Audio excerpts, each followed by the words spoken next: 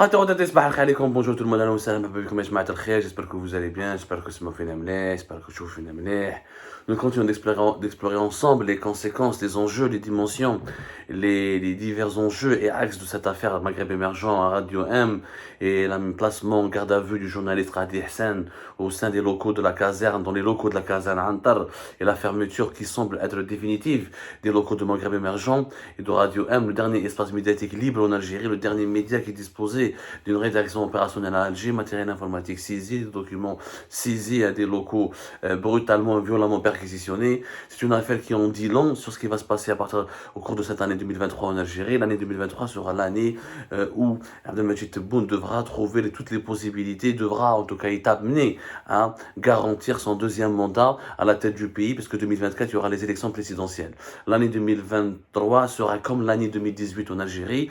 L'année 2018, rappelez-vous, à l'époque de Bouteflika, c'était l'année où il y a eu l'affaire de la cocaïne, le port d'Oran, l'année des guerres de clans, l'année de la crise de succession, l'année pendant laquelle Saïd Bouteflika et Gaï Salah se sont donné un bras de fer, l'année pendant laquelle Ahmed Ouyahia avait tenté de se positionner pour devenir le successeur naturel de Abdelaziz Bouteflika et Gaï Salah et l'état-major de l'OMP l'en ont empêché.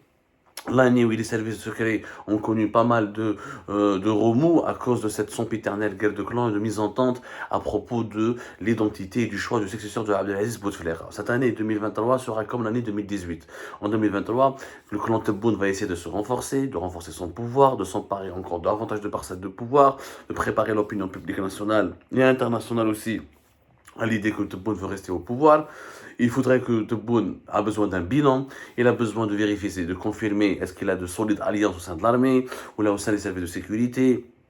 Il va faire un checking, un contrôle de celles et ceux qui seront réellement alliés avec lui. Il doit vérifier est-ce que il ne sera pas trahi. Il doit se préparer dès maintenant pour 2024 et surtout, il doit fournir les gages de garantie à celles et ceux qui vont le soutenir, qu'il sera prêt à gouverner le pays, qu'il est disposé, il a toutes les forces nécessaires pour défendre, pour diriger le pays encore à partir de 2024.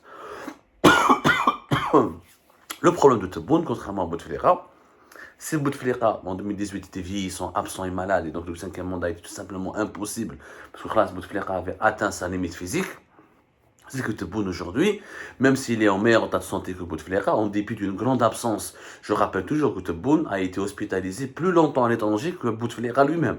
De fin septembre 2020 jusqu'à fin février pratiquement, jusqu'à la troisième semaine de février 2021, Abdelmajid Tebboune avait battu le record du nombre de jours durant lesquels il était hospitalisé à l'étranger. Tebboune était en Allemagne durant toute cette période-là. Il est revenu au pays avant le 31 décembre 2020 pour signer la loi de finances.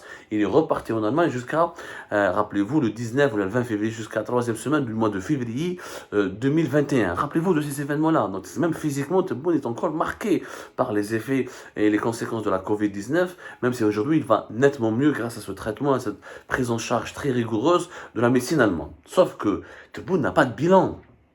L'année 2023 sera difficile pour Tebboune parce que ce n'est pas en une année que tu vas t'offrir un bilan. Ce n'est pas en une année où tu peux... C'est quoi un bilan par un président? Un président d'Algérie, pour qu'il reste au pouvoir, a besoin de quoi? A besoin, d'un front social calme, c'est-à-dire que les Algériens, il n'y a pas d'émeutes, il n'y a pas de protestations, mais surtout qu'il y a des actions. Il y a des milliers de logements qui ont été distribués, des nouvelles infrastructures, un pouvoir d'achat plus ou moins préservé, une cherté de la vie plus ou moins contrôlée, un niveau de vie de la population qui s'est améliorée, pour que la population au moins croit ou ait de l'espoir dans la poursuite de ce président à la tête de l'État, dans la poursuite de l'exercice de ses fonctions à la tête de l'État. Laissez-moi un bilan économique favorable, au moins des prix, au moins des réserves de change au moins une économie qui tient la route, au moins un secteur des hydrocarbures qui est encore dynamique, et toujours des projets importants, au moins quelques projets symboliques qui permettent, qui illustrent le règne TAC, qui disent pendant Tebboune, pendant le règne de ce président, voilà ce qui a été fait. Pendant Bouteflika, il y a des choses qui ont été faites. Dans tout le secteur, les hydrocarbures, il y a des nouveaux gisements, des nouveaux champs, des nouveaux projets, etc., etc. Sur le plan politique, il faut que le pays soit apaisé. Il faut qu'il y ait une classe politique qui, derrière ce président, des partis politiques, des médias, qui lui soient favorables, qui lui font de la promotion, qui lui font même de la propagande et qui essayent de convaincre la population du pays, y compris l'opinion publique internationale et les partenaires étrangers de l'Algérie, que sans ce président, le pays ne serait pas bien. Les trois plans, les trois axes économiques, social, économique et politique, Abdelmajid sur les trois tableaux, Abdelmajid Tebboune récolte que des mauvais points. Voilà, il y a la classe politique, il n'y a plus de classe politique, il n'y a plus d'opposition. D'ailleurs, qui va s'opposer à Tebboune aujourd'hui? Personne, parce qu'il n'y a plus d'opposition.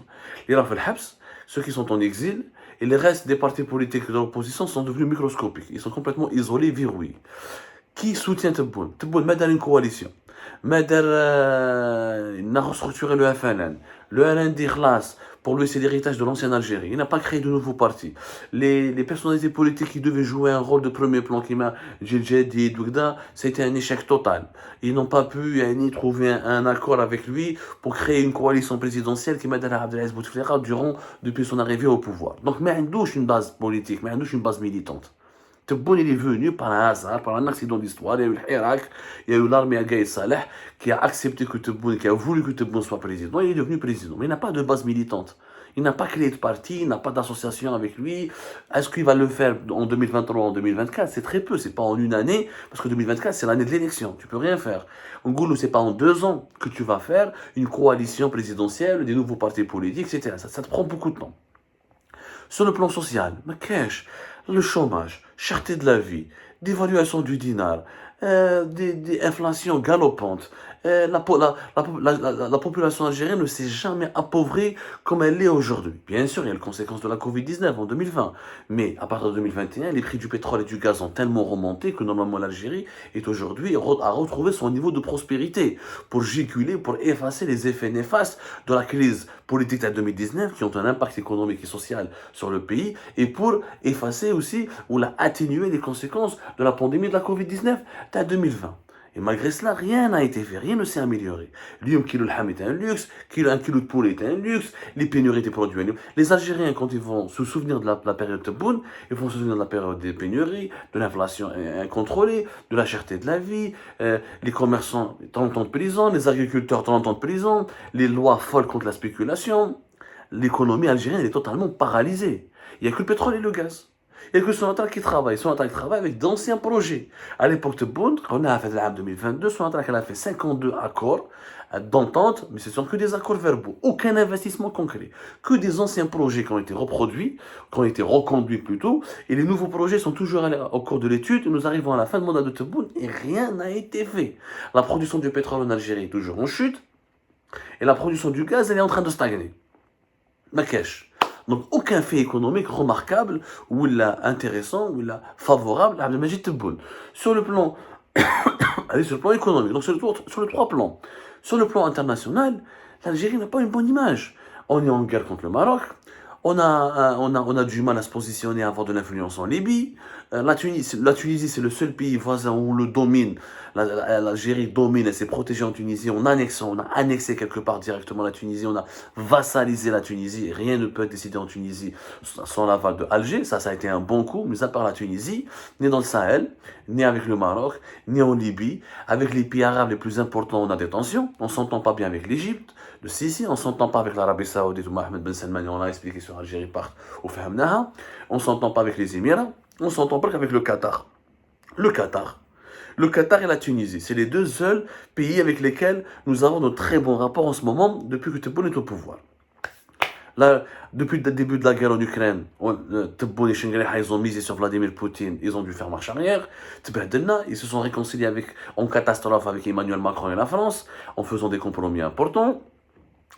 Les États-Unis d'Amérique, nous sommes dans le viseur. Jamais des députés et des congressistes et des personnalités politiques influentes aux États-Unis n'ont visé, n'ont ciblé l'Algérie. L'ambassadrice des États-Unis d'Amérique, elle est devenue pratiquement un acteur de la politique interne en Algérie. Elle se mêle de tous les dossiers, elle rencontre tout le monde, elle donne son avis sur tout.